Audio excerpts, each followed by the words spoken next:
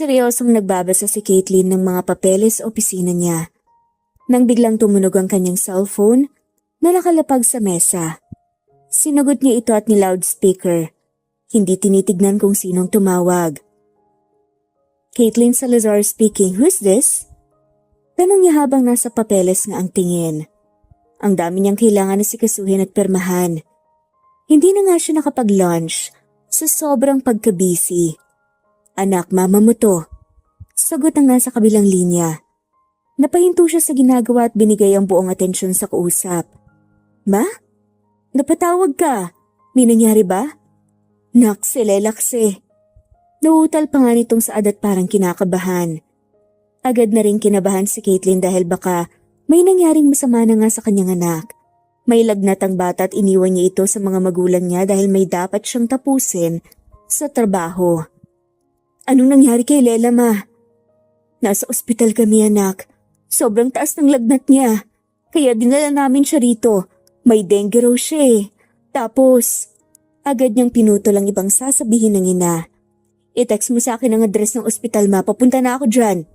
Agad niyang pinatay ang tawag at mabilis na tumayo mula sa kinauupuan. Dumagundong ang kaba niya habang naglalakad siya palabas ng opisina. Sinabihan niya ang manager ng flower shop niya na aalis siya. Hindi niya rin hinintay ang sagot nito dahil sobrang bilis ng lakad niya palabas. Dumiretso siya sa kotse niyang nakaparada sa maliit na parking lot. Halos mangiyak-ngiyak na siya habang nagdedrive lalo. Sana pala ay hindi na niya nilabas ang anak sa playground malapit sa mansyon nila. Maulan ang panahon kaya siguradong maraming ang nakapaligid doon.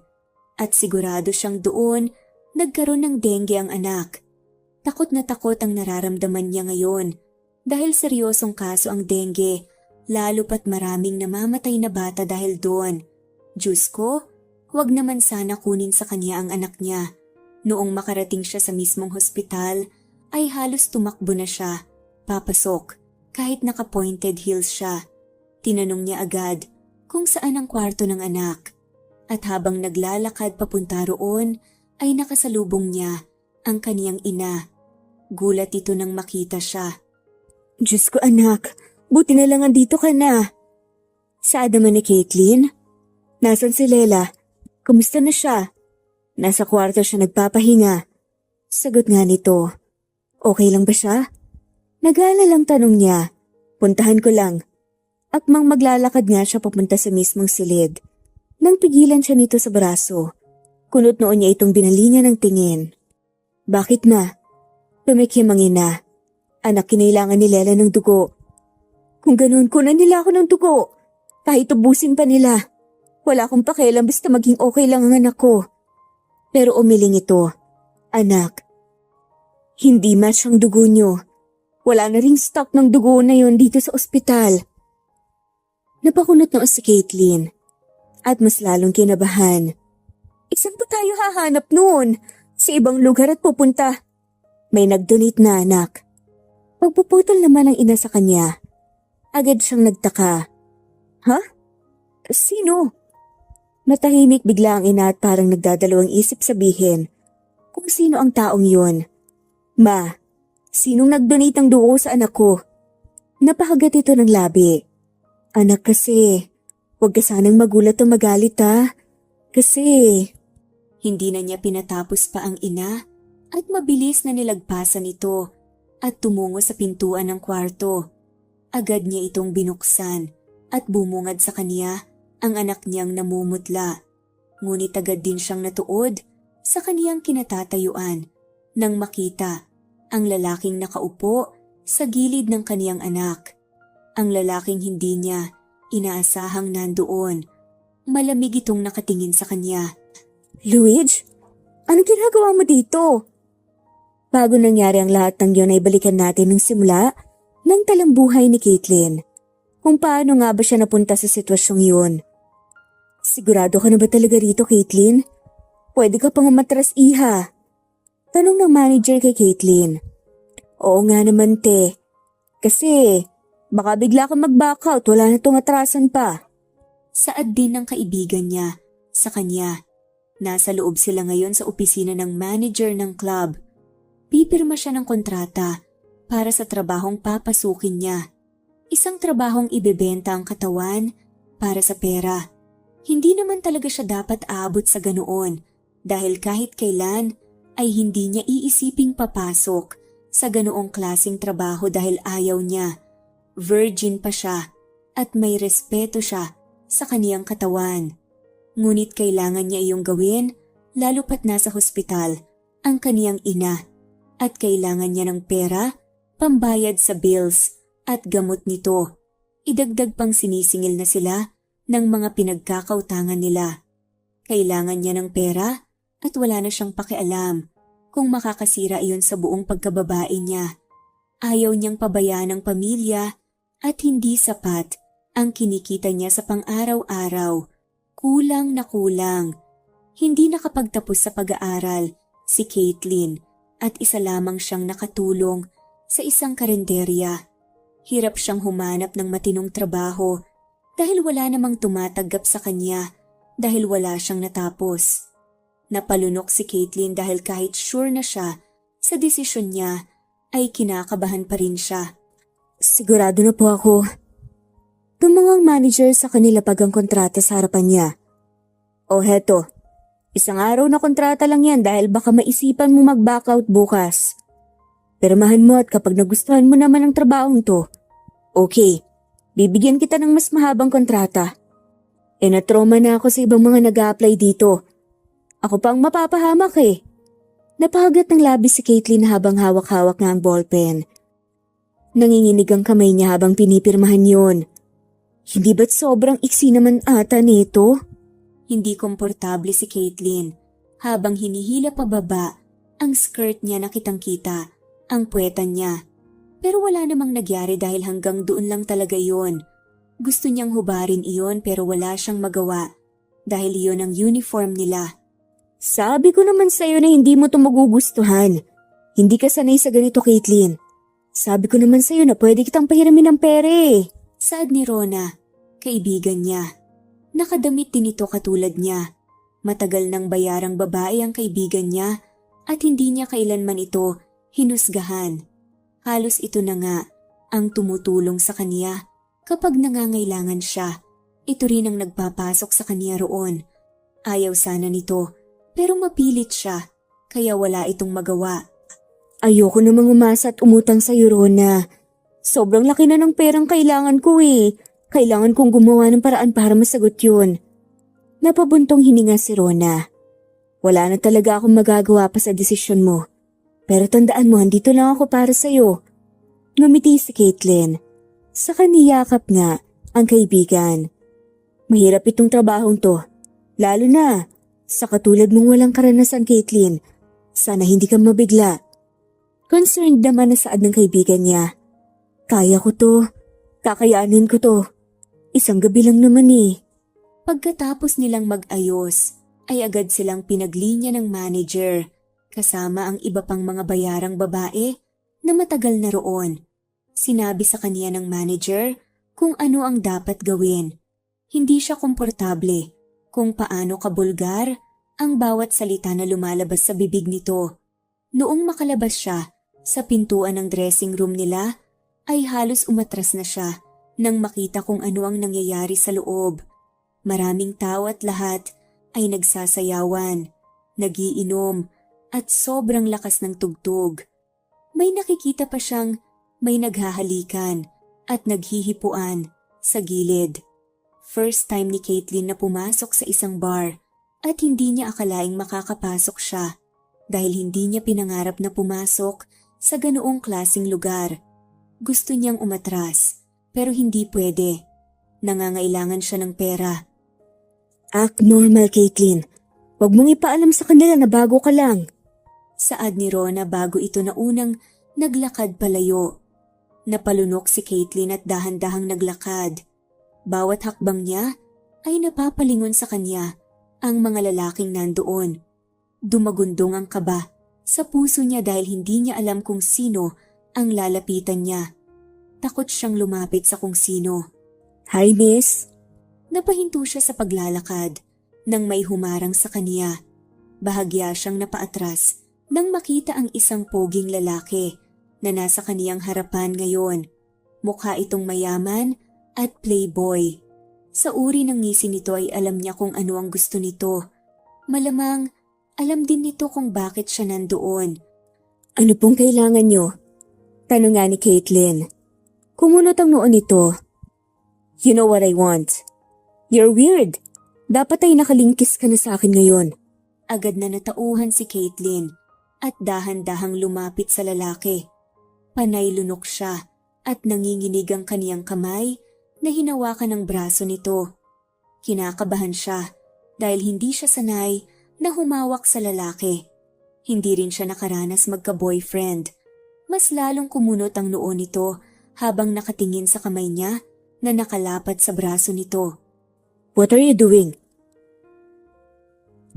Hinahawakan po kayo. Sabi niyo po kasi. Inosenteng saad nga ng babae. Tumingin ito sa kaniya at bahagyang tumawa.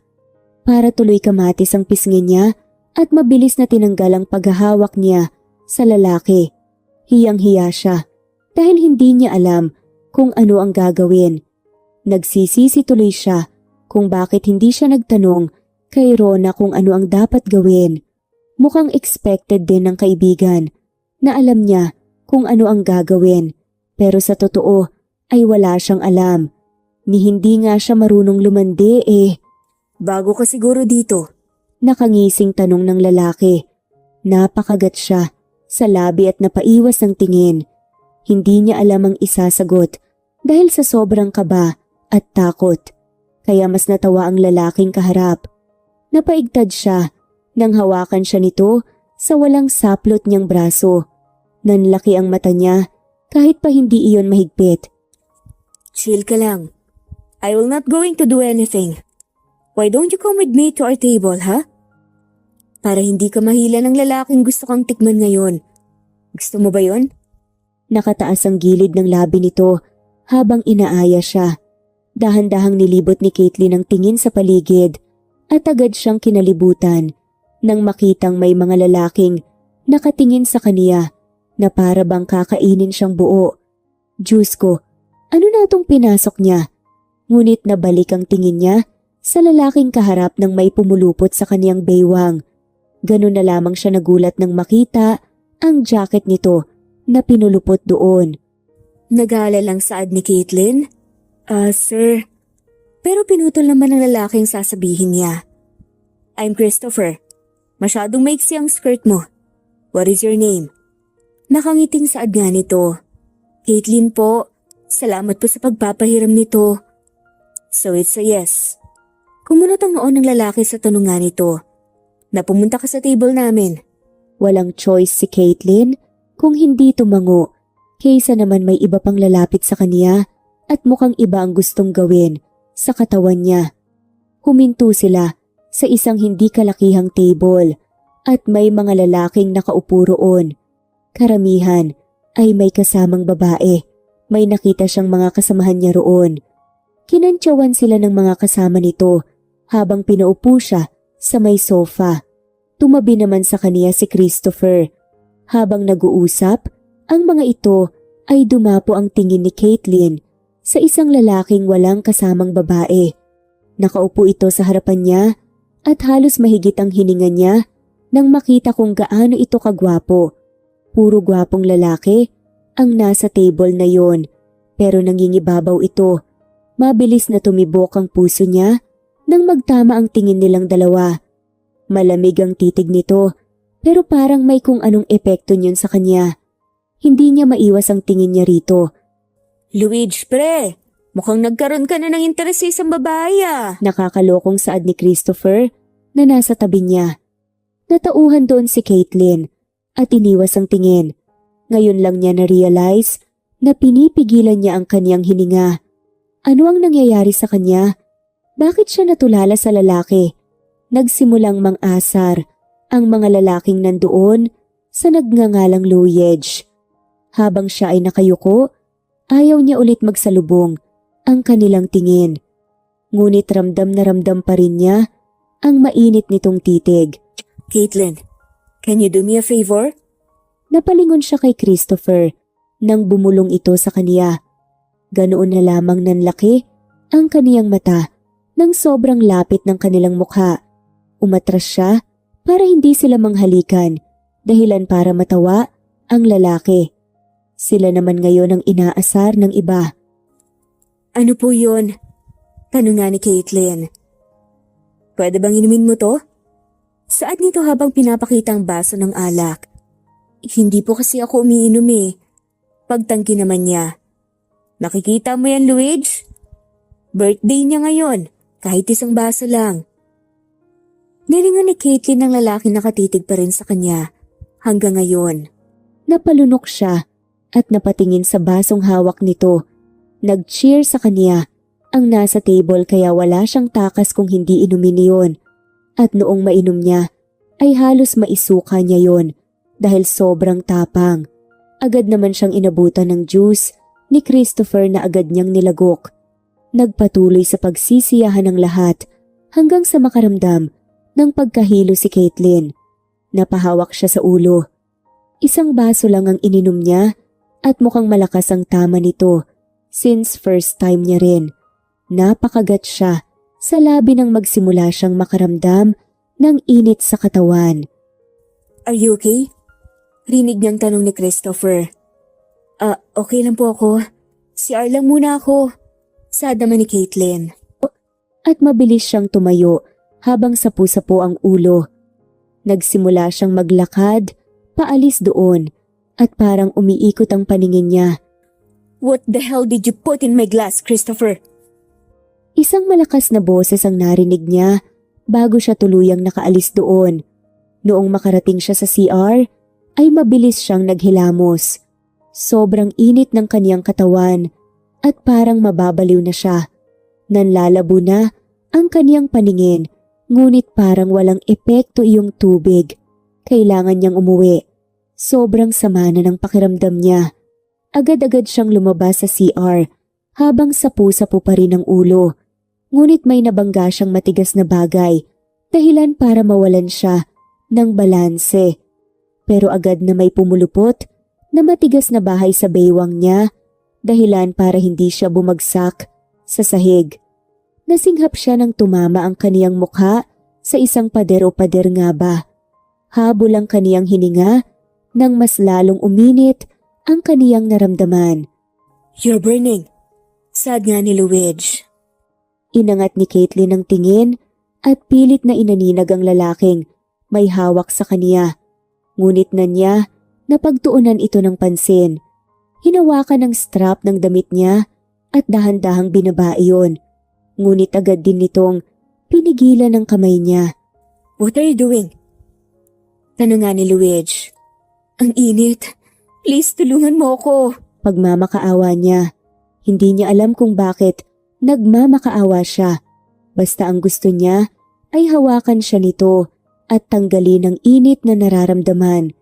Malakas na napamura ang lalaki.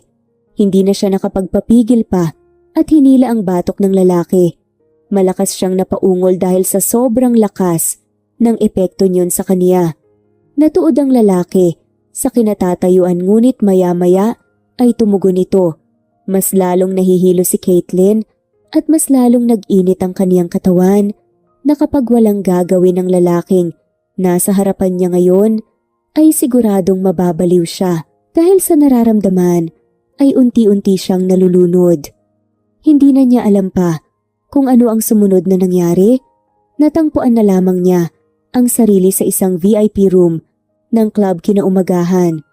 Mag-isa lamang siya roon at may nakalapag na limpak-limpak na pera sa lamesa. Nagtataka siya kung bakit siya nandoon.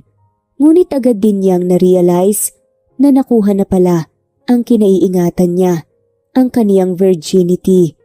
Biglang bumalik sa kaniya ang nangyari kagabi, kung paano siya nakipagtalik sa lalaking hindi niya inaasahang makakasama niya. Tanda na tanda niya ang mukha nito, si Luigi. Hindi niya maiwasang mapaluha dahil ano pa ba ang ine-expect niya sa pagpasok sa ganoong klaseng trabaho. Dapat niyang ibigay ang sarili niya kapalit ang pera, Pero hindi pa rin niya maiwasang mandiri sa sarili. Ngunit nilunok niya iyon ay kinuha ang pera. Gulat pa siya nang makitang sobrang laki nito. Mas malaki pa sa ini-expect niyang makukuha niya. Kaya napagdesisyon niyang hindi na siya babalik pa sa trabahong iyon kahit kailan. Sobrang saya ni Caitlin na dahil naging mabuti ang kalagayan ng kanyang ina, nagamot na ang sakit nito at nagpapagaling na lang. Dahil sa perang nakuha niya ay nabayaran niya ang lahat ng utang, bills at maski gamot na kailangan ng ina. Sobrang laking tulong ang perang iyon sa kaniya kaya hindi niya maiwasang mapaisip kay Luwedge. Gusto niyang magpasalamat dito, ngunit bakit?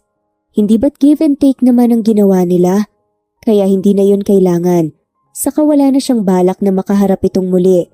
Kakalimutan na niya ito ng tuluyan. Ngunit akala ni Caitlin na walang mangyayari sa kaniya pagkatapos ng gabing iyon, ngunit nagulat na lamang siya nang malamang buntis siya. Oo, nabuntis siya.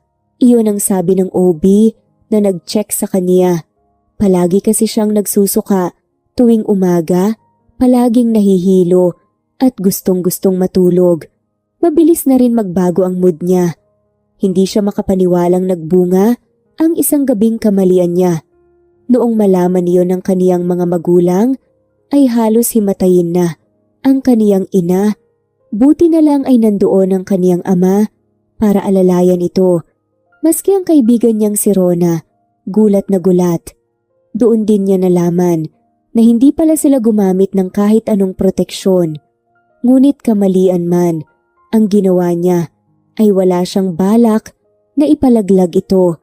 Panindigan niya ang kaniyang nagawa kahit pahirap sila. Malungkot na pumasok si Caitlin sa bahay.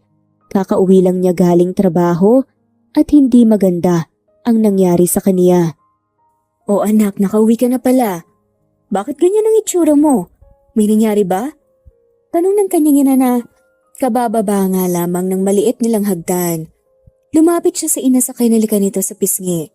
Pagkatapos ay napabuntong hininga siya. Natanggal na naman po ako sa trabaho, ma. Nagulat nga ito. Ha? Bakit? Ewan ko po. Mukhang ayaw po sa akin ng manager dun eh. Pinapahirapan ako.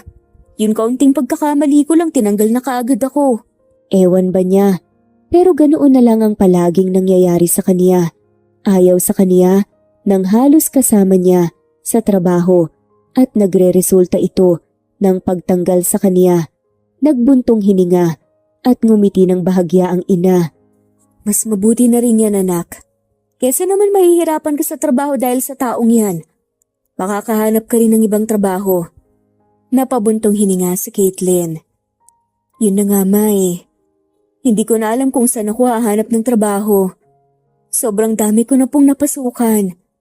Saka wala rin siyang natapos sa kolehiyo. Senior high school graduate siya at mahirap maghanap ng trabaho sa sitwasyon niya. Lalo pat sobrang dami na nga niyang napasukan. Tutulungan kita, anak, ha? Sa ngayon magpahinga ka na muna. Mahinahong sagot ng ina. Bahagya siyang pumikit at nagbuga ng hininga. Nasaan sila, lama? Nasa kwarto mo, anak, tulog na. Sagot naman ito.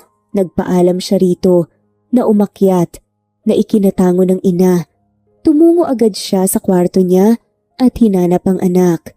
Nakita niya ito sa maliit nitong crib, mahimbing na natutulog. Hindi mapigilan ni Caitlin na mapangiti habang nakatunghay nito. Biglang nawala amig frustration, pagod at lungkot niya habang nakatingin sa 2 taong gulang niyang anak. Totoo nga ang sinasabi ng ilan na nakawala ng pagod kapag nakikita mo ang anak mo. 3 taon na simula noong nalaman niyang buntis siya. Hindi naging madali ang pagdadala ni Caitlin sa anak, lalo pat masilan siya. Halos araw-araw siyang sumusuka at palagi siyang emosyonal. Ngunit noong mailabas niya ito ay iyon na yata ang pinakamasayang araw sa buhay niya. Dumating ang munting regalo sa kaniya na tuluyang nagpapabago ng buhay niya. Nahirapan siya noong sanggol pa lang ito, Ngunit nandoon naman ang kaniyang mga magulang para gabayan siya at napakaswerte niya sa dalawa. Ngunit hindi rin maiwasan na hanapin ng mga ito ang ama ng bata. Ngunit wala siyang planong hanapin pa ito, lalo pat ayaw niyang humingi ng sustento. Alam din naman kasi niyang hindi nito matatanggap ang bata, lalo pat one night stand lamang ang nangyari sa kaniya. Saka, hindi na rin naman niya ito kailangan. Hahanap at hahanap siya ng paraan para masustentuhan ng anak na walang tulong ng ama nito. Huwag ka mag-alala, anak.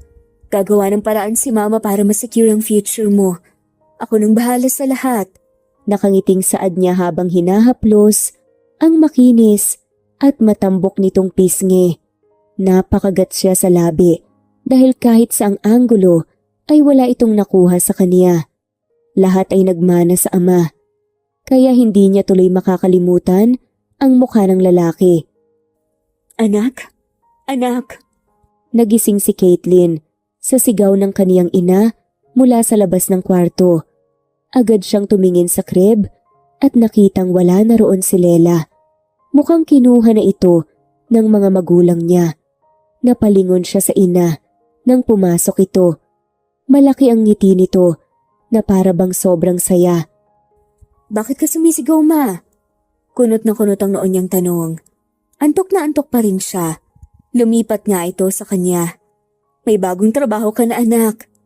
Mas lalong kumunot ang noon niya. Ano po? Trabaho? Hindi pa ako nag-apply ng trabaho eh. 3 araw na ang nakalipas simula noong nawalan siya ng trabaho. Hindi muna siya naghanap agad ng trabaho dahil nagpahinga muna siya. Saka may ipon pa naman siya para pangtustos niya sa pangangailangan sa bahay at sa anak niya. Alam ko, anak, pero sabi ko naman sa iyo na tutulungan kita, di ba? Tumango si Caitlin. Kilala mo naman yung Tia Agnes mo. Opo. Nagtatrabaho siya bilang katulong sa isang malaking mansyon dito. Tinawagan ko siya at tinanong kung open ba na mag-apply bilang katulong. Sabi niya oo. Anak, kaya yun. Ako na ang nagsendang requirements kahapon at agad kang natanggap. Puno ng sayang saad nga ng kanyang ina. Ngunit hindi naging masaya doon si Caitlin. Ma, alam mo namang ayokong maging katulong, di ba? Unti-unting nawala ang ngiti ng kanyang ina. Ayokong maging katulong kasi alam kong stay in. Ayoko namang iwan ang anak ko rito. Umupo ang kanyang ina sa maliit niyang kama. Sa tabi niya. Anak, alam kong iniisip mo si Lela, pero isipin mo rin ang makukuha mo sa trabahong to. Mas malaki ang sahod na makukuha mo at makakapag-ipon ka para sa future ng anak mo. Hindi ba tiyo naman ang gusto mo? Kaya i-go mo na ito. Nandito naman kami ng papa mo para magbantay sa kaniya eh. Pwede ka namang umuwi rito kapag rest day mo. Natahimik saglit si Caitlin at napaisip. Matagal ngang pinag-isipan ni Caitlin ang sinabi ng ina hanggang sa nakita na lamang niya ang sariling nakatayo sa harapan ng malaking double door ng malaking mansyong nasa harapan niya ngayon. Ang mansyon kung saan siya magtetrabaho bilang katulong. Tama ang sinabi ng kanyang ina. Kailangan niyang makapag-ipon ng maraming pera para sa anak, kahit pa ang kapalit nito ay pagkawalay rito panandalian. Uuwi na lang siya kapag may rest day siya at imposibleng wala. Nag-doorbell siya. Pagkatapos ay tumingin sa paligid. Noong makarating siya sa mismong gate nito ay halos mapatingala siya sa laki. Noong pinapasok siya ng guard ay naglakad pa sila ng ilang minuto hanggang makarating sa mismong mansyon. Hingal na hingal siya dahil may dala siyang mga gamit na hindi man lang siya tinulungan ng guard. Buti na lang talaga ay maganda ang mood niya. Ayaw niyang makipag-away. Agad na nabalik ang tingin ni Caitlin sa pinuan nang tumunog ito at bumukas. Sumalubong sa kaniyang ang pagmumukha ng kaniyang Tia Agnes. Malaki ang mata nito nang makita siya. Diyos ko, Caitlin, iha. Ikaw na ba yan? Gulat nga nitong tanong. Ngumiti naman siya. Tia Agnes, magandang araw po. Diyos ko, ang laki mo na at ang ganda-ganda pa. Namamanghampuri nga nito sa kanya. Agad siyang nakaramdam ng hiya, kahit pa palagi nga niya itong naririnig sa ibang tao. Salamat po. Halika na, pumasok ka. Ang dami mo pa namang dala. Anyaya nito, saka tinulungan siyang magbuhat. Sa mga gamit niya papasok. Halos malaglag na ang kaniyang pagkapasok niya. Sobrang laki at lawak ng living area at parang nasa isang palasyo siya, lalo na't parang grand staircase iyong hagdan doon. Hindi siya makapaniwalang nakapasok siya sa ganoong klaseng lugar. Pinaupo siya ng Tia Agnes ni sa sofa at pinadalhan ng juice ng ibang katulong. Kinamusta siya nito at sinagot naman niya agad. Gulat pa ito nang malamang may anak siya. Akala kasi nito na dalaga pa siya. Nalaman din niyang mayordoma pala ito ng mansyon, kaya pala ang bilis niyang makuha sa trabaho. Napakaswerte naman niya kung ganun lalo pat mataas ang posisyon nito. Wala dito ang amo natin dahil nasa business trip siya. Sa susunod na araw pa ang dating niya, kaya hindi mo pa siya makikita at lalaki siya. Saka ni-inform ko naman na sa kanya na may bago. Mahabang litanya nga nito. Maraming salamat po sa pagpapasok mo po sa akin dito ha. Huwag po kayong mag-alala. Pagbubutihin ko po talaga ang pagtatrabaho ko dito. Natawa ang kanyang tiya. Naku, walang problema. Halika na. Dali na natin ang mga gamit mo sa magiging sled mo. May makakasama ka doon at alam kong makakasundo mo rin. Sige po tiya. Makinis ang balat. Magandang mukha. Napakagaang aura. Iyon ang katangian ng babaeng hindi nawawala sa isipan ni Luwedge. 3 taon na ang nakaraan. Palagi iyong gumugulo sa isipan niya na kailanman ay hindi magawang tanggalin sa sistema niya. Naalala pa rin niya ang huling tagpo nila ng babae, ang kanilang mainit na tagpo. Naalala niya pa rin ang mukha ng babae at maski ang birthmark nito na nasa likuran nito. Ewan niya ba, pero dapat ay wala na siyang pakialam sa babae, pero nakikita lamang niya ang sariling pinapahanap ito. Oo, at nahanap niya ang babae, pero pinipigilan niya pa rin ang sariling puntahan ito at makita dahil hindi niya alam kung bakit niya ginagawa yon at hindi dapat niya gagawin iyon. Mukhang nababaliw na siya. 3 taon na ang nakalipas. Pero wala pa ring ibang babae na nagpapadama sa kanya ng ganun. Louie! Isang malakas na boses nga ni Christopher ang nagpagising sa kanya. Agad niyang nilingon ang kaibigan niya na nasa tabi niya. What? Salubong nga ang kilay nito. Anong what? Wala ka bang balak na lumabas ng elevator? Kanina ka pa nakatulala dyan ah. Agad na natauhan si Luwedge at mabilis na lumabas sa elevator na sa tingin niya ay kanina pa nakabukas. Pinipigilan lang ni Christopher para hindi magsara. Na-realize rin niya na nakatulala na naman siya. What's wrong with you, man? May problema ka ba? Nakatulala ka na lang palagi kapag wala kang ginagawa. Tanong nga ng kaibigan habang naglalakad sila palabas ng kumpanya. Katatapos lang nila sa isang conference meeting. Dumiretso siya roon galing business trip sa Thailand at gusto niya rin niyang umuwi. I'm fine, don't mind me. Are you sure? Paninigurado nga nito. Hindi siya sumagot at mabilis na pumasok sa kotse. Agad niya itong pinaharurot paalis doon. Gusto na niyang magpahinga dahil nababaliw na siya. Kulang lamang siya sa tulog. Mabilis siyang nakarating sa mansyon niya. Nang mapark niya ang kotse, ay agad siyang naglakad, papasok sa loob ng mansyon. Dumiretso siya sa kwarto niya. Hindi pinansin ng mga bate ng mga katulong sa kanya. Agad din siyang nagbihis ng damit dahil nakasuot siya. Gusto sana niyang matulog pa nang maisipan niyang pumunta sa batis malapit sa mansyon niya. Palagi siyang pumupunta kapag pagod na pagod siya at gusto niyang malayo sa maiingay. Ewan ba niya, pero doon maipatayo niya ang mansyon na iyon ay natagpuan niya iyon, kaya doon na ang palaging tambayan niya. Noong makarating siya roon, ay napahinga siya ng maluwag. Iyon talaga ang nagpapakalma sa kanya. Ngunit akmang huhubarin niya ang kaniyang damit nang may makita siyang taomg lumalangoy roon. Kumunot ang noo niya dahil ito ang unang beses na may makita siyang tao roon. Babae iyon at mukhang mag-isa pa. Nakatalikod ito sa kaniya at mukhang hindi siya napapansin. Tatalikod na sana si Luigi nang may mahagip sa kaniyang tingin. Lumiit ang kaniyang mata at siguraduhing tama nga ang kaniyang nakikita. At ganun na lamang siya, nanlamig ng totoo nga ang kaniyang nakita. Ang birthmark sa likod ng babae. Ang birthmark na hindi niya makakalimutan. Ang babaeng nasa harapan niya ngayon ay ang babaeng nakatalik niya 3 taon na ang nakalipas. Hindi siya makapaniwala. Nakangiti si Caitlin habang lumangoy sa batis na natagpuan niya noong nakaraang araw.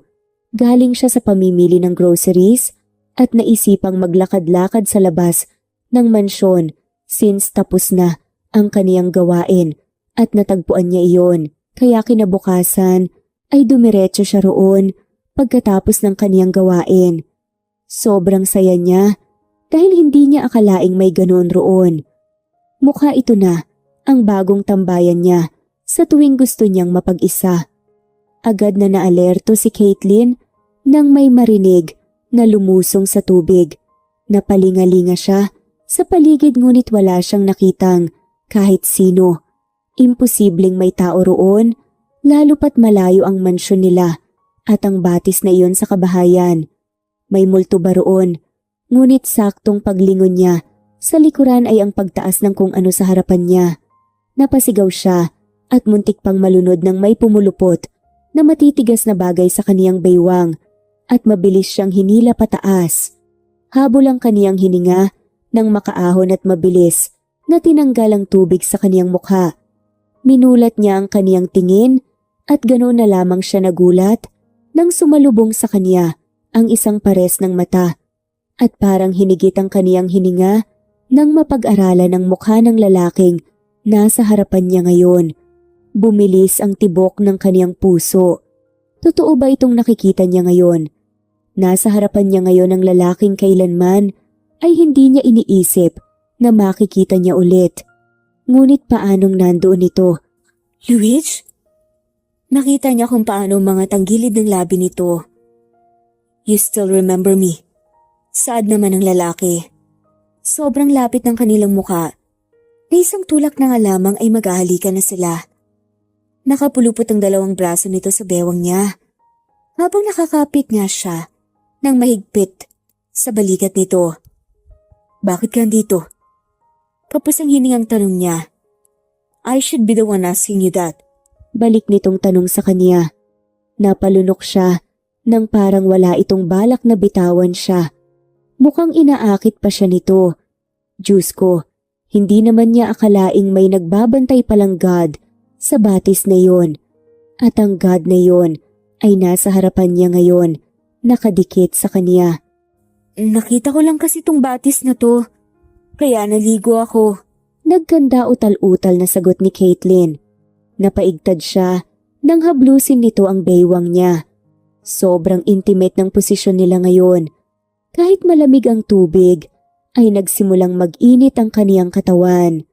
Mas lalo siya nitong hinapit papalapit hanggang sa maglapat ang kanilang ilong, dahilan para mas lalong nanlaki ang kaniyang mata.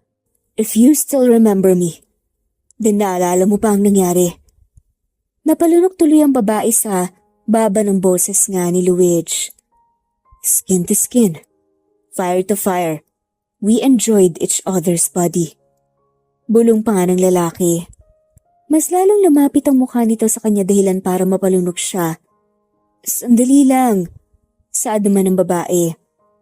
Now that you're here near me, hindi na kita pakakawalan pa. Halos lumuwa naman ang mata nito nang sunggaban siya ng halik ni Luigi. Natuod siya sa pwesto at hindi niya alam ang gagawin. Natataranta ang buong kalamnan niya sa nangyari ngayon. Kiss me back. Puno ng sabik na sambit pa nga nito.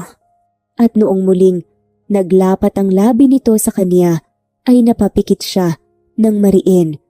Agad na bumalik ang nararamdaman niya Sa tuwing maglapat ang kanilang labi, nagwawala lalo ang kaniyang puso at kalamnan. Hindi na niya namalayan na tumugon na pala siya sa halik. Pinulupot din ang braso sa batok nito. I miss you so much. Nagigigil na saad ni Luigi. Daing lang ang sagot ni Caitlin at mas lalong hinila ang lalaki palalapit. Ewan ba niya, pero sobrang sabik na sabik siya sa halik nito. Napakagat sa labi si Caitlin nang bumaba ang halik nito sa kaniyang leeg at pinapak siya roon. Mahigpit ang pagkakapit niya sa lalaki. Hindi siya makapaniwalang maramdaman niya ulit ang pagkasabik na ganoon. Ngayon lang ulit nag-init ang katawan niya at dahil iyon sa lalaki. Habang nasa ganoong posisyon sila ay biglang pumasok sa kaniyang isipan ang kaniyang anak. Agad siyang natauhan sa nangyayari sa kaniya at kung sino ang nasa harapan niya ngayon. Ginamit niya ang buong lakas niya para maitulak si Luigi. Napalayo nga ito sa kaniya. Kunot noo siya nitong tiningnan, tila nagtataka sa ginagawa niya. Bakit? Nanlisik ang mata niya habang nakatingin dito. Walang yaka? Mabilis na dumapo ang palad niya sa pisngi nito at ang tunog ng pagsampal niya ay umalingaw-ngaw sa buong batis. Malalaki ang mata nito sa gulat habang napahawak sa pisngi. Dahan-dahan itong tumingin sa kaniya. Ang bastos mo? Malakas na sigaw niya rito. Mabilis siyang lumangoy papalayo sa lalaki. Kailangan niyang makalayo roon. Kailangan niyang makalayo sa lalaki. Hindi niya inaasahang makikita niya itong muli at talagang nagpahila siya sa pangaakit nito. Nakalimutan niya bigla kung ano ang nangyari sa kanila. 3 taon na ang nakaraan. Sa pag-iwan nito ng pera noon ay nagpapahiwatig na binayaran siya sa serbisyo niya. Yun lang yun. Pero bakit kakaiba ang nararamdaman niya noong magkalapit sila? Dapat ay hindi na siya humalik papabalik dito dahil hindi naman sila magkasintahan. At lalon ngayon lamang sila ulit nagkita. Tinawag siya ng lalaki, ngunit hindi siya lumingon pa. Nagpatuloy siya sa paglangoy hanggang sa makarating siya sa lupa. Agad siyang umahon sa tubig at mabilis na tumabo papalapit sa mga gamit niya. Wala siyang pakialam kung nakikita nitong nakapante at bra lamang siya. Nang mahablot niya ito ay mabilis siyang tumakbo papalayo roon kahit papatuloy siyang tinatawag ng lalaki. Gusto niyang maiyak dahil wala siyang planong makita ang ama ng kaniyang anak. Pero bakit biglaan naman yata? At ganoon pa ang nangyari sa kanila. Gusto tuloy niyang sapukin ang sarili dahil nagpadala siya sa bugso ng kaniyang damdamin. Ang harot-harot mo? Sigaw ni Caitlin sa kaniyang isipan. Ngunit parang gusto na lamang ni Caitlin na kainin siya ng lupa ngayon sa mismong pwesto niya. Hiyang-hiya siya habang nakaupo ngayon sa sofa ng living room habang nakayuko. Ayaw niyang salubungin ng tingin ang lalaking nakaupo ngayon sa harapan niya, si Luigi. Noong makabalik siya sa mansyon ay agad siyang nagbihis dahil alam niyang hindi niya makikita ron ang lalaki, pero nagkakamali siya. Dahil noong paglabas niya ng silid ay saktong nakasalubong niya si Luigi na sapu-sapu ang pisnging sinampal niya kanina. Doon niya na lamang si Luigi pala ang may-ari ng mansyong pinagtatrabahuan niya na hindi man lang niya alam. Kasalanan niya dahil hindi niya tinanong ang pangalan ng kanilang boss. Kaya ngayon ay sising-sisi siya sa ginawa. Pero hindi naman niya ito gagawin kung hindi lang siya nito hinalikan sa batis. Kasalanan din nito at saka deserve rin iyon ng lalaki lalo pat inanakan siya nito. Pero kahit ganoon ay nahihiya pa rin siya lalo pat nakatingin sa kanya ang mga katulong. Bakit mo kasi sinampal, Caitlin? Kawawa naman itong kutis ng alaga ko. Tanong nga ni Tia Agnes habang binibigyan ng ice pack sa Luigi na nakatitig nga sa kanya. Napakagatlabi na nga lamang si Caitlin habang nakayuko pa din. Kasi po, ginulat ko siya. Napangat ang tingin ni Caitlin nang sabihin niyo ng lalaki. Bahagya siyang nagulat ng magtamang kanilang paningin. Nakatayo ako sa likuran niya. At nung pagharap niya nagulat siya. Kaya yun, nasampal niya ako. Pag-i-explain naman at pagtatanggol ng lalaki sa kanya. Gulat na gulat siya dahil gumawa ito talaga ng kwento. Pero totoo ngang nagulat nga siya. Pero hindi naman yung dahilan kung bakit niya ito sinampal. Mukhang ayaw nga nitong mas mapahiya siya lalo. Kasalanan mo rin naman pala eh. Magugulatin yan talaga si Caitlin. Pagalit na saad naman ni Manang Agnes. Pasensya na po Manang. Magalang na saad naman ni Luigi. Bumilis ang tibok ng puso ni Caitlin nang sabihin iyon ni Luigi na para bang nang hihingi ito ng tawad sa ginawa nito kanina. Ngunit tumugon siya kanina na hindi naman dapat. Ngunit agad din niyang iniwas ang tingin sa lalaki. Ito ang ama ng anak niya at hindi nito alam. Gusto man niyang umalis sa trabaho ngayon ay hindi niya magawa. Kailangan niya ito para sa future ng anak niya dahil mas malaki pa ang sahod niya ngayon kaysa sa ibang trabaho niya noon. Ang kailangan niya lang gawin ay umaktong hindi niya ito nakilala at iwasan. Dapat sa trabaho lang siya mag-focus dahil wala naman din siyang planong sabihin dito na may anak sila. Iyon nga ang ginawa ni Caitlin. Nagpatuloy siya sa trabaho niya habang iniiwasang makasalamuha si Luigi.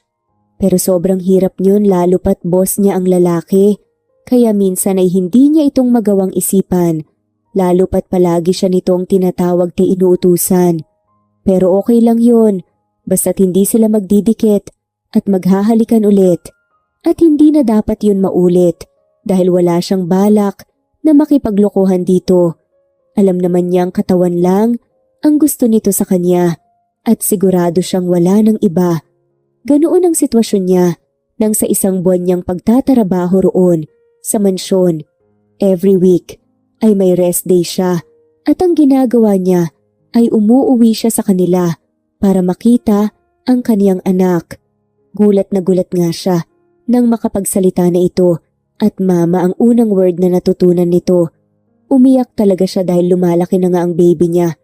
Gaya na rin ngayon na rest day, uuwi sana siya ng mag-isa sa bahay nila nang biglang dumating si Luigi ay sinabing ihahatid siya nito sa kanila. Siyempre tumanggi siya ngunit mapilit ito.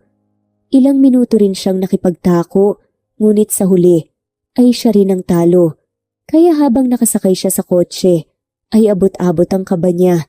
Iyon ang kauna-unahang pagkakataon na makikita nito ang tinitirhan nila at natatakot siya na baka makita nito ang kaniyang anak. Kamukhang kamukha nito si Lela at imposibleng hindi nito mapapansin iyon.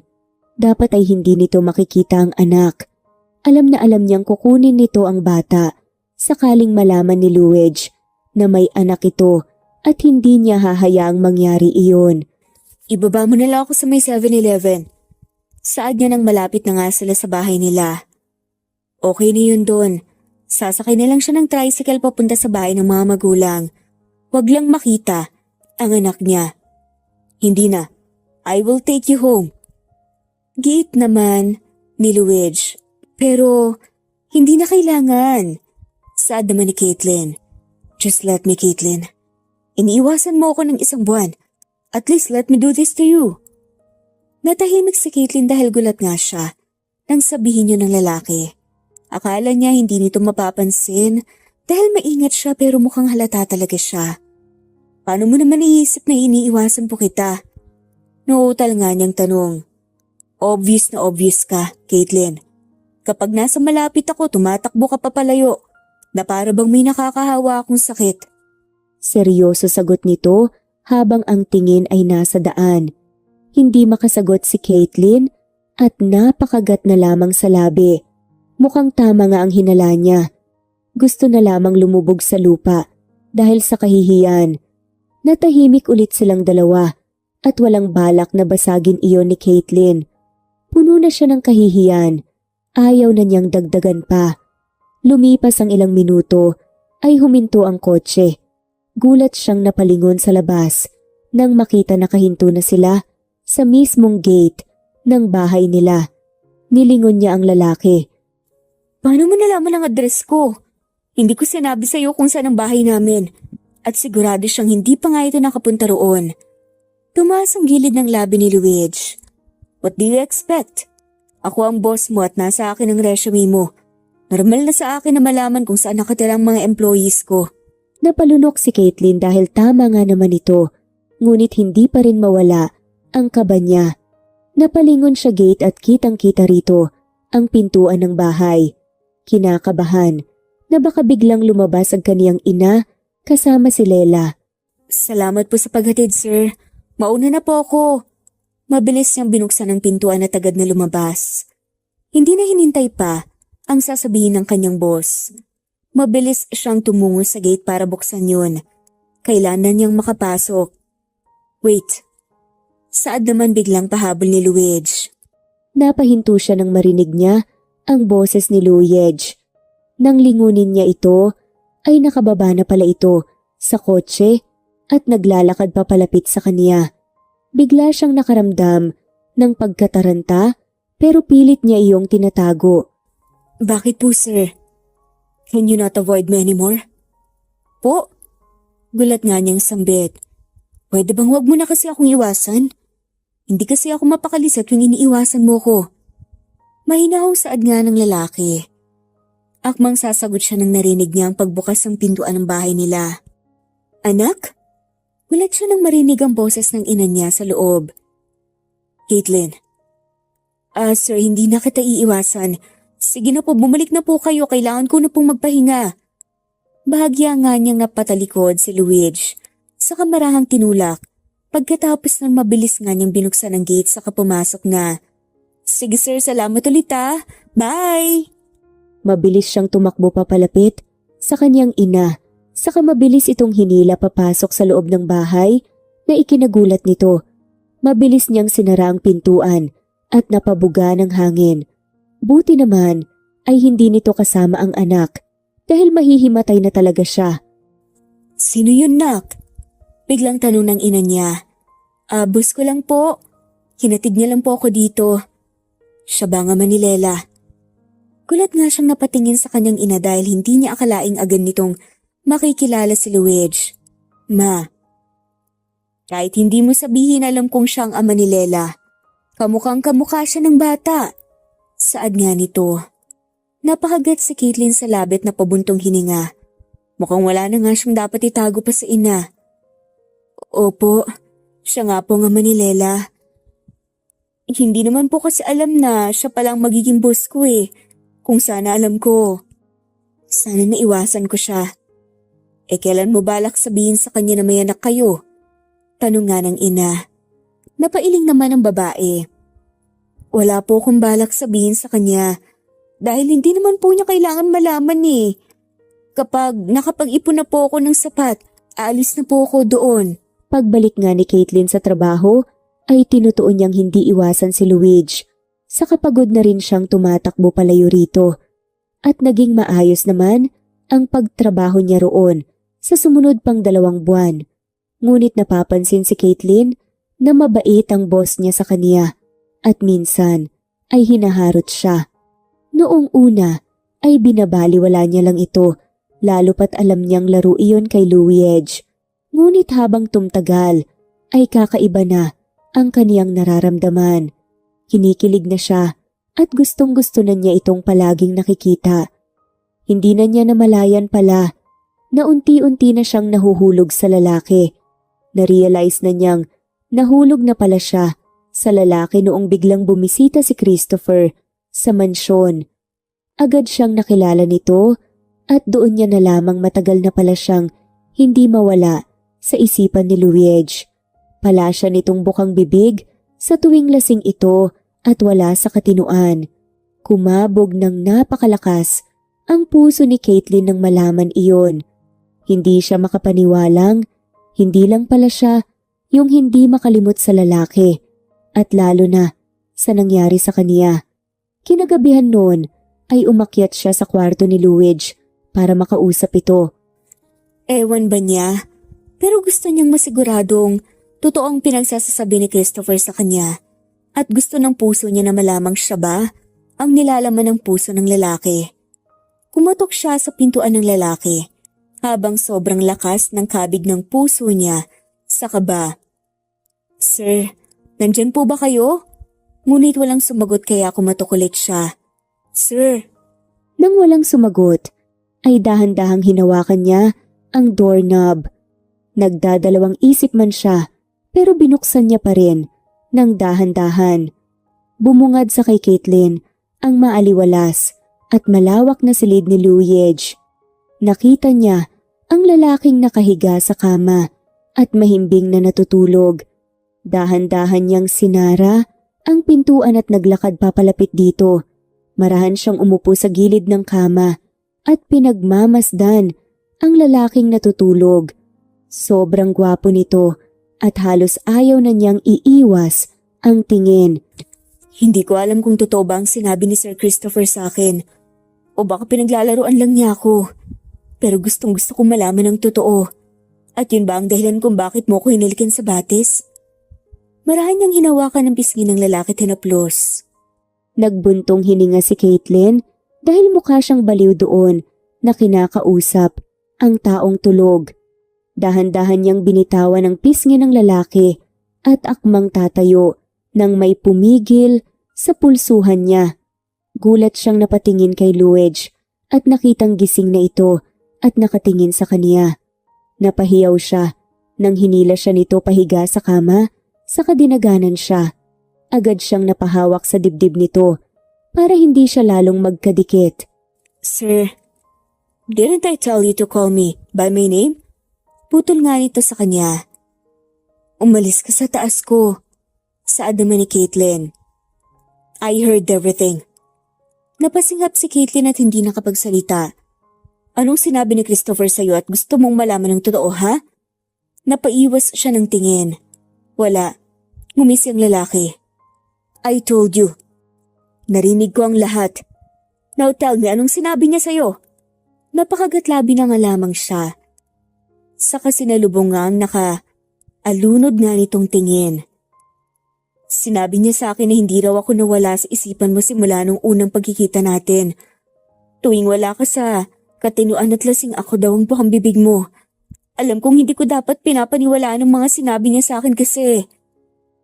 Hindi natapos ang sasabihin niya nang bigla nga siyang pinatakan ng halik ni Luigi. Halos lumuwa ang mga mata niya. Sa gulat dahil hindi niya inaasahan yun. Natawa ang lalaki. Mukhang walang matatagong sikretong lalaking yun. Lahat ay lalabas. Napaawang ang kanyang labi. Ibig sabihin, tumango nga si Luigi. Yes, kung anong sinabi niya totoo yun. Simula nung unang pagkikita natin, hindi ka na mawala sa isipan ko. You were on my mind for 3 years. Halos hindi na nga makahinga si Caitlin sa nalaman. Pero iniwan mo ako noon at nag-iwan ka ng pera. Because I thought, you're going to hate me. Nag-iwan ako ng pera dahil alam kong ginagawa niyo yun dahil sa pera. I know you need it, so I gave you extra money. But you didn't do it after that, right? Tumango nga siya. Hindi. Kaya pala wala ka nung pagbalik ko kinagabihan. Nanlaki mga mata ni Caitlin. Bumalik ka? Tumango-tango ang lalaki. Yes, because I wanted to see you. You've been on my mind the whole day, but you weren't there anymore. Hindi makapaniwala si Caitlin sa mga nalaman niya. Nagwawala ang kanyang puso dahil gustong-gusto nito ang pag-amin ng lalaki sa kanya. Now ako nung magtatanong sa'yo. Ha? Bakit gusto mo? At gusto ng puso mo na malaman ang totoo, ha? Hindi makasagot si Caitlin sa gulat. Does that mean your heart wants me? Kasi hindi nga makasagot kaagad si Caitlin. Don't worry. My heart wants you too. I'm freaking in love with you, Caitlin. Hindi na tuluyang nakasagot pa si Caitlin nang sunggaban siya ng halik ni Luigi. Hindi siya makagalaw pero maya-maya pa ay namalayan na lamang niyang tumugon na siya sa halik nito. Sobrang lakas ng tibok ng puso niya na parang drums sa loob ng kaniyang katawan. Nagsimulang mag-init ang kanilang katawan. Hanggang gabing iyon ay naulit ang tagpong pilit nilang kinakalimutan. Ngunit sa pagkataong iyon ay iisa na ang tibok ng kanilang puso. Simula sa gabing iyon ay naging silang dalawa ni Luigi. Alam iyon ng mga tao sa mansyon at akala niya ay magiging iba na ang tingin sa kaniya ng lahat. Pero nagkakamali siya. Masaya nga ang mga ito, hindi gaya sa mga kasamahan niya noon na gusto siyang paalisin kahit wala naman siyang ginagawa. Sobrang sweet sa kaniya si Luigi at bibigyan siya ng mga bagay na nagpapasaya sa kaniya kahit hindi naman kailangan. Dahil pagkakita niya sa totoong pagkatao ng lalaki, ay gusto na niyang ipakilala anak niya rito. Ngunit hahanap muna siya ng tamang pagkakataon na iyong hindi ito magugulat ng todo. Lumipas nga, ang ilang buwan ay naging masaya ang buhay ni Caitlin sa piling ni Luigi. Hindi niya akalaing may ikakaliwanag ang buhay niya. At dahil siya ang nobyo ni Luigi, ay nababawasan ang trabaho niya. Pero okay lang yon, at least nagtatrabaho siya. Gusto pa nga ng lalaki na pahintuin siya, pero syempre, hindi siya pumayag. Iyon nga lang ay hindi pa rin siya nakakahanap ng tamang pagkakataon para sabihin sa lalaki na may anak sila. At noong plano na nga niyang aminin iyon sa lalaki, nang marinig niya ang usapan sa loob ng opisina nito. Kausap nito ang ina at narinig niyang sinabi nitong ikakasal na si Luigi sa ibang babae. Parang may tumarak sa puso, lalo pat wala siyang narinig na pagtanggi ng kaniyang nobyo. At narinig niya na sa isang buwan na yon, nadurog siya sa nalaman at tumakbo palabs ng kumpanya ni Luigi. Hindi niya akalaing sa tagal nilang magnobyo ay hindi man lang niya alam na ikakasal na pala ito na ginawa siya nitong kabit. Ngunit paanong hindi niya malalaman kung wala namang pumupuntang babae roon sa mansyon. Durog na durog ang kaniyang puso noong umuwi siya sa bahay ng kaniyang mga magulang. Hindi na siya bumalik pa sa mansyon at hindi na babalik pa. Ilang araw siyang nagmumok sa kwarto niya. Hindi na nga niya makausap ng matino ang kaniyang anak. Sa ilang araw na iyon ay ilang ulit na bumalik si Luigi para makausap siya, pero hindi ito hinaayaan ng ina niya na makapasok. Hanggang sa tuluyan na itong tumigil sa kakahabol sa kanya na mas lalong ikinasakit ng nararamdaman niya. Totoo ngang kabet lamang siya nito. Lumipas ang mga buwan at taon ay tuluyang nagbago ang buhay ni Caitlin. Nakapag-ipon siya noong naging katulong siya at nagtayo siya flower shop na pagkalipas ng 2 taon ay lumaki at sumikat. Sa 2 taong iyon ay hindi niya kailanman nakasalubong si Luigi. Nakikita lamang niya ito sa TV at mas lalong naging successful. Ngunit buti na lang talaga ay hindi niya nasabi rito na meron silang anak dahil niloloko lang pala siya nito. Ngunit ang pinagtataka lang ni Caitlin nang wala siyang nabalita ang kinasal na ito, maski sa medyo ay walang lumabas. Pero ano naman ang pakialam niya? 'Di ba? Baka private lang ang kasal na yon at hindi pwedeng malaman ng buong mundo. Magli5 taon na ang kaniyang anak at nag-aaral na. Pero hindi pa rin talaga niya makalimutan ng lalaki dahil habang lumalaki si Lela ay mas lalo nitong naging kamukha ang lalaki. Akala ni Caitlin na hindi niya muling makikita ang lalaki, ngunit nagulat siya nang bigla itong nagpakita sa flower shop niya. Halos nanginginig siya sa sobrang kaba. "Anong ginagawa mo rito?" Nautal nga niyang tanong. Nilibot nito ang buong tingin sa paligid. "Buying a flower. Sa'yo pala to. Alin dyan para mabalot ko na. And please, umalis ka na kaagad." Napangis siyang lalaki. "Ganyan ba talaga ang turing niyo sa mga customers? Disappointed ako."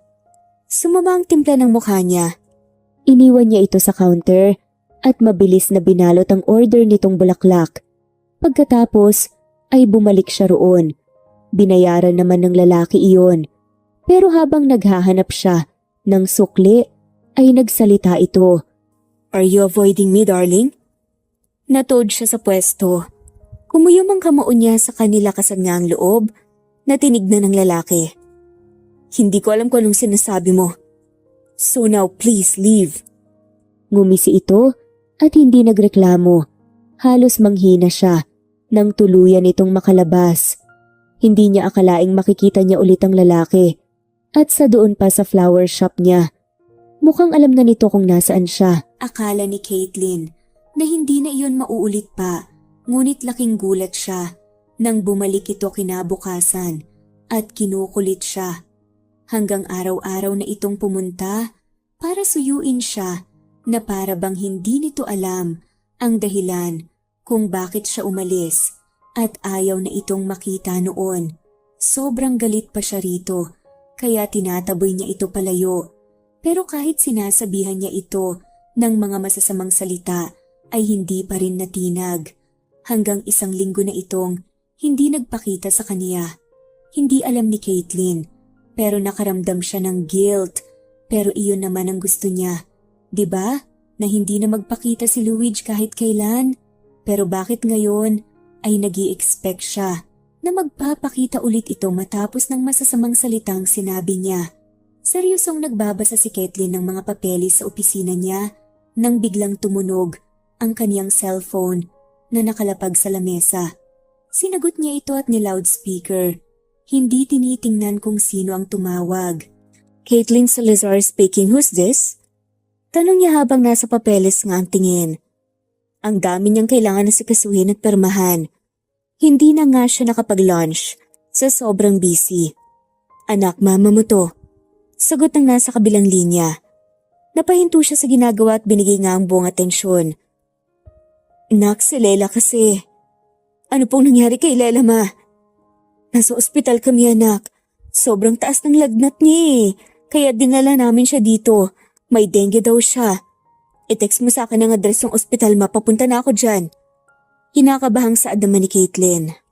Agad niyang pinatay ang tawag at mabilis na tumayo mula sa kinauupuan. Dumagundong ang kaba niya habang naglalakad siya palabas ng opisina. Sinabihan niya ang manager ng flower shop niya na aalis siya. Hindi niya rin hinintay ang sagot nito dahil sobrang bilis ng lakad niya palabas. Dumiretso siya sa kotse niyang nakaparada sa maliit na parking lot. Halos mangiyak-ngiyak na siya habang nagdidrive lalo. Sana pala ay hindi na niya nilabas ang anak sa playground malapit sa mansyon nila. Maulan ang panahon kaya siguradong maraming ang nakapaligid doon. At sigurado siyang doon nagkaroon ng dengue ang anak. Takot na takot ang nararamdaman niya ngayon dahil seryosong kaso ang dengue lalo pat maraming namamatay na bata dahil doon. Diyos ko, huwag naman sana kunin sa kaniya ang anak niya. Noong makarating siya sa mismong hospital ay halos tumakbo na siya papasok kahit naka-pointed heels siya. Tinanong niya agad kung saan ang kwarto ng anak. At habang naglalakad papunta roon, ay nakasalubong niya ang kaniyang ina. Diyos ko anak, buti na lang talaga nandito ka na. Nasaan po si Lela? Kamusta na siya? Nasa kwarto siya nagpapahinga. Sagot ng ina ni Caitlin.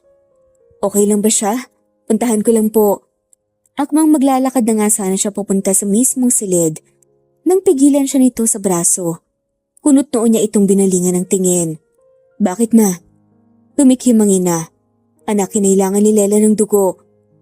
Kung ganun, kunan nila ako ng dugo. Kahit ubusin pa nila. Wala akong pakialam basta maging okay lang anak ko. Anak, hindi kayo match. Wala na ring stock ng dugo ngayon sa ospital. Saan po tayo hahanap ngayon, ma? Sa ibang lugar at papunta na ako. May nag-donate na anak. Putol naman ito sa kanya. Sino ma? Sinong nag-donate ng dugo sa anak ko? Natahimik bigla ang ina at parang nagdadalawang isip sabihin kung sino nga ang taong yun. Napakagatlabi nga siya. Anak kasi, huwag ka sanang magulat o magalit ha. Hindi na niya pinatapos pa ang ina at mabilis na nilagpasan ito at tumungo sa pintuan ng kwarto. Agad niya itong binuksan at bumungad sa kaniya ang anak niyang namumutla. Ngunit agad din siyang natuod sa kaniyang kinatatayuan nang makita ang lalaking nakaupo sa gilid ng kaniyang anak. Ang lalaking hindi niya inaasahang nandoon. Malamig itong nakatingin sa kanya. "Luigi, anong ginagawa mo rito?" Bumilis ang tibok ng puso niya. Hindi niya inaasahang makikita niya ang lalaki at kasama pa talaga ang anak nilang dalawa. Mukhang iyon na ang tamang oras para malaman nito ang totoo. Tahimik na nakatayo si Caitlin sa rooftop ng hospital. Nakaharap siya sa mga nagtataasang building. Kasama niya si Luigi na nakatayo sa likuran niya, medyo malayo sa kanya. Kagat-kagat niya ang labi. Hindi niya alam kung paano simulan ang lahat. Nabigla siya sa mga pangyayari. Nalaman niyang tinawagan ng ina niya ang lalaki ng malamang nangangailangan ng dugo ang kanilang anak. Ni hindi niya alam kung paano nito nakuha ang number ng lalaki. Pero agad na sumugod si Luigi sa hospital para salinan ng dugo ang kaniyang anak. Sinabi rin ng ina niya na anak ito ni Luigi. Dahil sa kabang baka may makakarinig sa usapan nila, ay dinala niya ang lalaki sa rooftop. Naiiyak siya na parang ewan.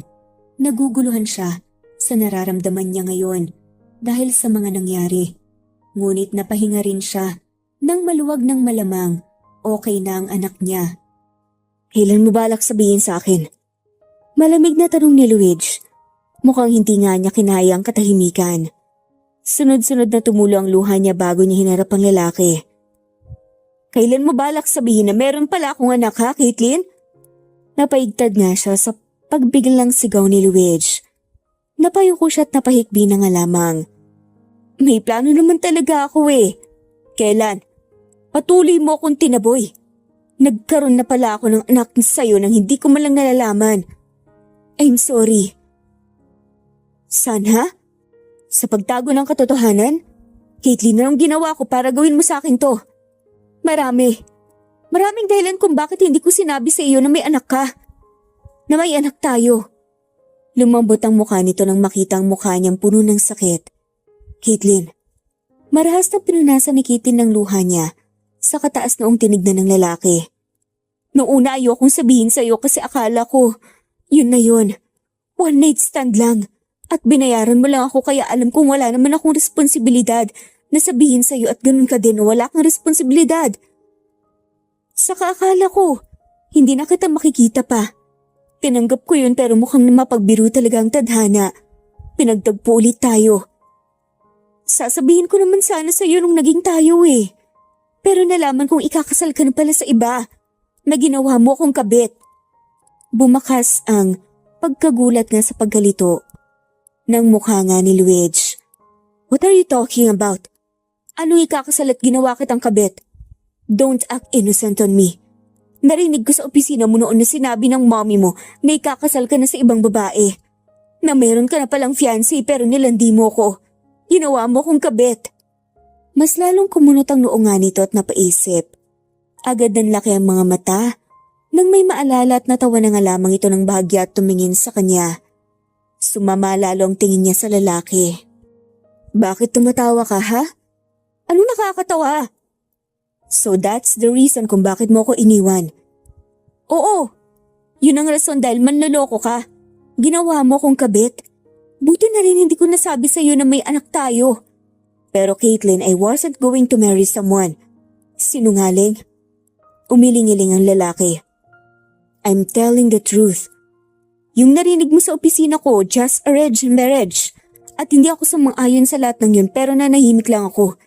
Ikaw lang ang babaeng pakakasalan ko at mahal ko. Ikaw lang ang babae at kailanman hindi ka naging kabit." Natahimik si Caitlin dahil sa sinabi ng lalaki. Hindi siya makapaniwalang lahat ng inakala niya ay mali pa. Ang rason kung bakit siya lumayo sa lalaki hindi totoo. Natawa ito na para bang may nakakatuwa. "I thought you left me because you don't love me anymore." Kinagat niya ang labi saka pinigilan ng sariling manlambot. Pero hindi niya yun mahalaga pa. Alam na nga niya ang lahat. "Do you still love me?" Masuyong tanong na nga ni Luigi.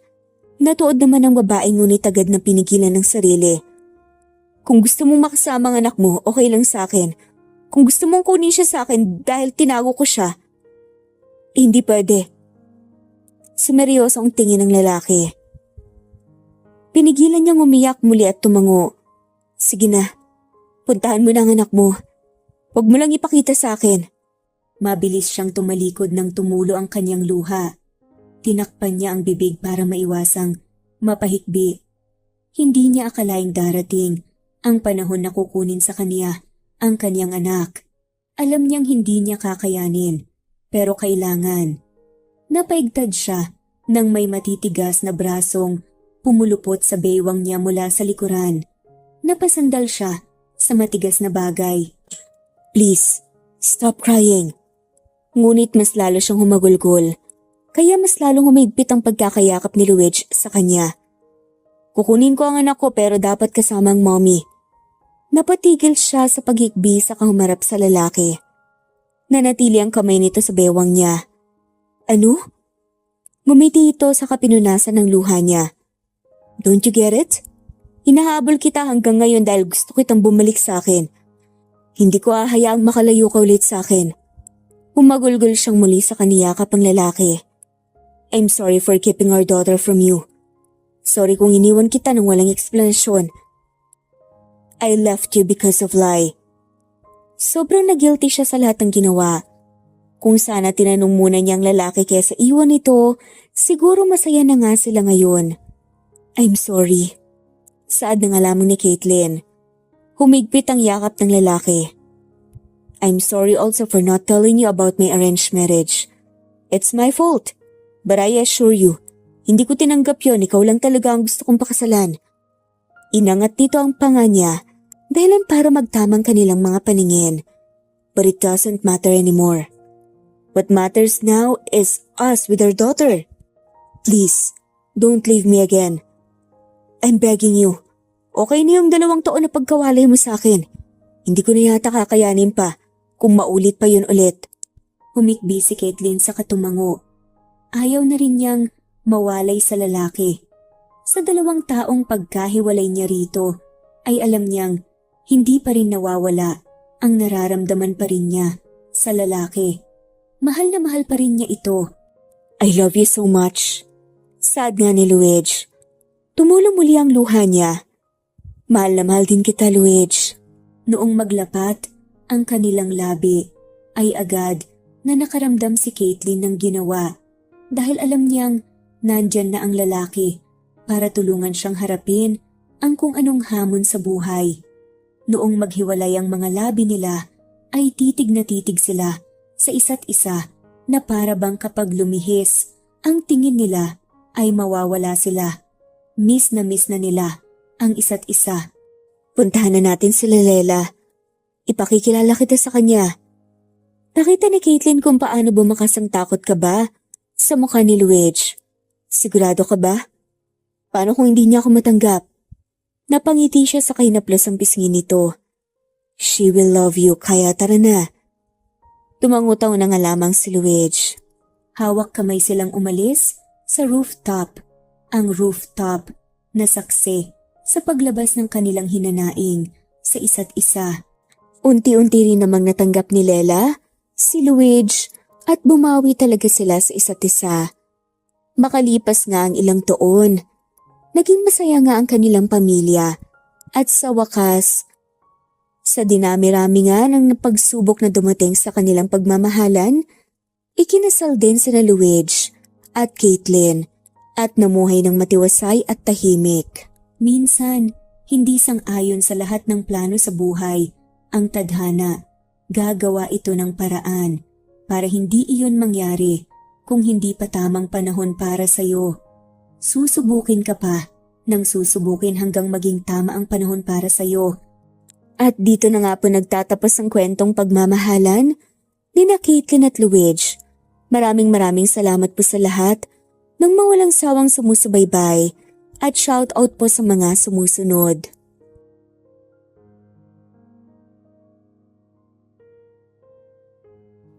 Presbyteros Rose, Maria Evangelista, Eli Evangelista Anderson, Marisa de los Reyes of Saudi Arabia, Conchita Alos Rage, Ana Flor Saico, Christian Fidelino, Judith Castro, Beth Sardina, Jelly Tampos, Fatma Mansul, Senenor Zame, Flor Cabrera of Santa Rosa Laguna, Liliano Bebe,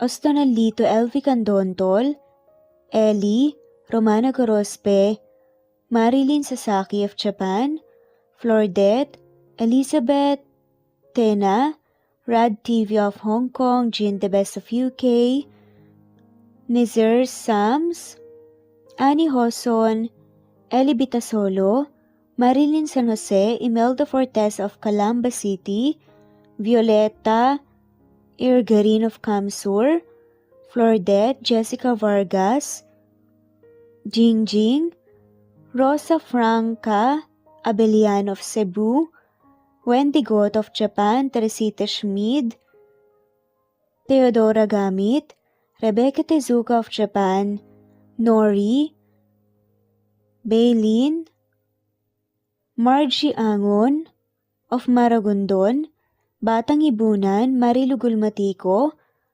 Leda Dapito, Geraldine Ana Victoria, Lindy of Macau, Marites Nitura, Reynante Salamania, Pasita Eliazar, Jingjing Nazareno, Gina Monge, Rosemary Vasquez, Mercy Villantes, Freda Reyes, Teresita Loida Gabas, Christian Fidelino, Ellie, Wilma Dargantes, Teresita de los Santos, Teodora Gamit, Rosemary, Romana, Leonisa, Kidim, Jean Debes, Eddie Codillian of Winnipeg, Canada, Flor, Ellie, Emily, Elila, Merlin, Leonisa Azotes, M. Season Vlog, Princess Rocker, Emma Gura,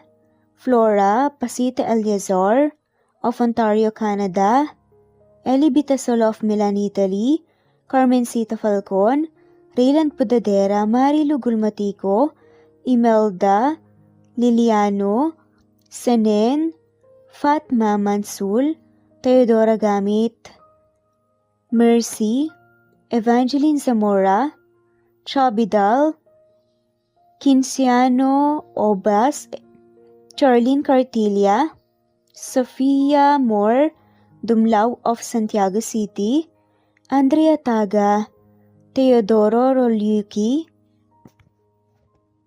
Ligaya Calvo, Maria Teresa Rosendo Corpin, Ida Rojas, Stephanie Arroyo, Kidim, Bonifacio Quinzon, D.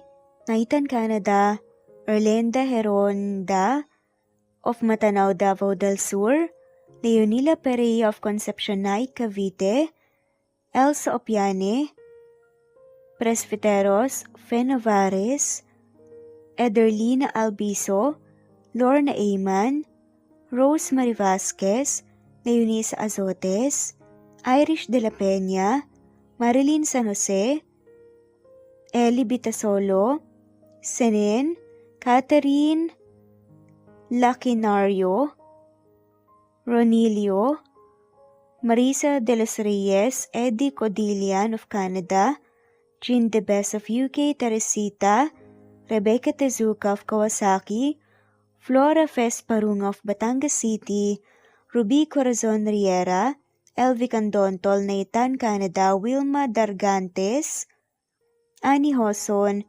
Romana, Flor, Teodora Gamit, Nizar Sams, Emily Borak, Evangeline, Yana Binyon, Kimberly Ann Kempis, Teodora Gamit, Merlilyn Carmen Calunod, Christy Cabrera, Edrelina Gatyoan, Nori, Teresita Schmid, Liliano Bebe, Rosalinda Isidro, Leonora Pandakila, Mary Jean Malunes, Maria Nita Saltarin, Marlene Bosico, Pasita Eliazar, Celia Harabejo, Lovely Angel, Maria Elena Barosa, Chari Patata, Susan, Melinda Gelit, Gloria Lucas of Poblacion Norte, Licab, Nueva Ecija, Francis Pilapil from Binganonan, Rizal, Ruby Corazon, Chabidal, Mary Joy Sabaresa, Lebuna Arnel, Angie, Reder, Kinciano Ebas, Lucia Baldo, Ara Adhani, Yamasuka, Evangeline Bautista, Mary Joy, Rodrigo Valerio of Balanga City, Bataan, Rosalie, Ana Flor Saico, Carlo Gayorgor, Jelly Tampos, Rosemary Vasquez Presbyteros Rose, Eli Evangelista Anderson, Fe Navares, Ostonalito Catherine, Ara Adhani, Jean Debes of UK, Lily Sales, Rose Mebucadon of Saudi Arabia, Ellie, Liliano Bebe of Italy, Lily, Loida Gabas, Ellen Cervantes of Malolo City, Bulacan, Evangeline Zamora, Jennifer Odias of Claveria Miss Oriental, Nori, Annalyn Divina Gracia, Merlilyn Linley Nora Balias of Siargao Island, Meding, Elvi Candontol, Wilma Dargantes, Helen Murillo, Ara Adhani,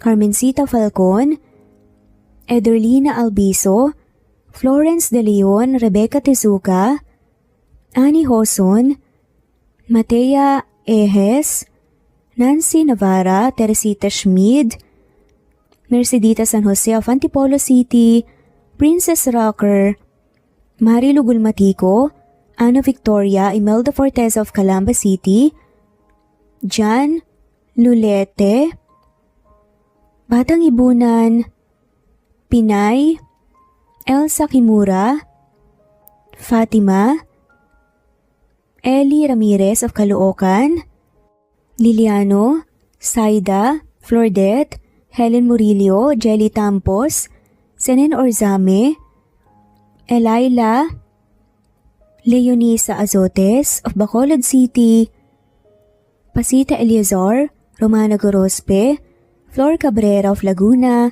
Carmencita Falcon, Ronilio, Conchita Alcos, Rosemary Vasquez, Eli Bitasolo of Milan, Italy, Marilyn San Jose, Fe Navares, Annie Hoson, Evangeline Zamora, Imelda Taay, Charlene Cartilia, Julieta Hermosura, Elvi Candontol, Teresita Schmid, Marilyn Sasaki, Christina, Jessica Vargas, Christian Fidelino, Marie Cristal Hilario, Elsa Opiane, Princess Rocker of Riyadh, KSA, Marisa de los Reyes, Merlilyn, Juliet Panlilio, Daisy Blaza, Susan of France, Mercy Villantes, Renalyn Obenza, Wilma Dargantes, Not Green Fox, Carmelita Mendoza, Marilyn Babula, Berry, Liliano Bebe, Presbyteros Rose, Medel Talon, Jane, Lani Pardillo, Marlene Kayanan, Leonisa Azotes, D. Marie Ramos, Araceli Lilio Saria, Miras Channel, Raquel Epe, Gina Tutor, Jane Hartley, Sunshine Sotalbo, Maricel Cabigon, Merlin Baroza, Gina Marayo, Merlin Rodel Obejero, Hans, Cecilia Comoda, Tahani Vlog, Merlin, Kuya Atok, Maria Merly Brogada, Marilu Cabantak, Filipina, Eileen, Mercedita San Jose, Lovina Galang, Lilian, Teresita de Jesus, Monina Aviles, Yula Pedrona, Romana Gorospe, Rosemary Vasquez, Marley Lazaraga, Leonisa Azotes, Jocelyn Tancinco, Estelita Mahia, Ding Lege, Marisa de los Reyes Arroyo, Leia Paul Vinar, Steve the Music, Rain, Presbyteros Rose, Ostonalito, Alex Saani, Matea Estrella, Agustina, Onaba Cogin, Jessica Vargas, Celine, Merlilyn Baroza, Annie Hoson, Elimana Lili, Mercy Villantes, Eli Evangelista Anderson, Eli Bitasolo of Italy, Ann Mariano, Fredelisa de Guzman, Carmencita Falcon, Merlin Bravo, Cecilia Ramos, Evangeline Zamora, Edralina Gatchoan, Marites Nitura, Agustina Niceto, Marian, Ann Aliflor, Lily Roda Barcial, Alma Ebdao, Minda Tandok, Flores, Melinda Sano, Thelma Mora, Juliet Panlilio, Edna, Elvie, Delia, Fenavares, Sally Lariano, London Villas, Danica Selga, Lani Pardillo, Teresita Schmid, Charlie, Nora Bell Evans, Roger, Lloyd Dasalon, Bella, Nelly Ortiz, Mary Rose Carillo Jesusa, Enday Samante, Enday Lebra, Yolanda Tejida, Honey Villasenor, Tessie, Marichan, Ann Mariano, Wilma Guzman, Gabrielio, Liu, Maria Rica Natividad, Melanie Juan, Anita Hernando, Teresita Arevalo, Raquel Magno, Carmencita Falcon, Flordet, Nat Greenfax, Luz Templo Nuevo, Teresita Schmid, Flor Cabrera, Virginia Salazar, Luz Templo Nuevo, Leia, Madeline Tagle, Wilma Villafuerte, Isaac Ablon, Menchita de Belen, Federico, Mercy Edrosolo, Fe, Adamson Machas, Quinciano Ebas, Eli Ramirez Elizabeth Gilas, Harem Ruhi, Julius Edna Romero, Charlie Angelina Samia, Emma Gadiano, Rosemary Vasquez, Lisa, Estelita Mahia, Elvi Candontol, Corazon Danke of University of Eastern Philippines University, Teresita, Neil Bacolor, Evangeline Zamora, Charlie Jane Clemente, Susan Upaga, Susan Rodrigo, Fred Deliza de Guzman, Juby Hernandez, Helen Murillo, Edarlina Fahil,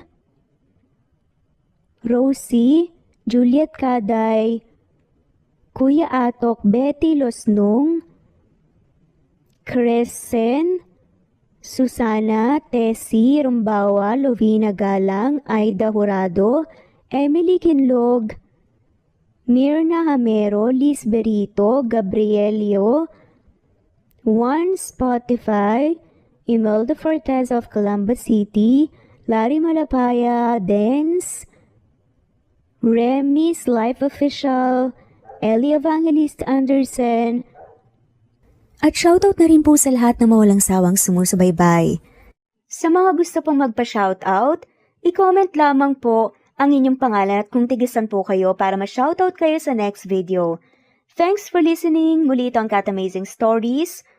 God bless everyone.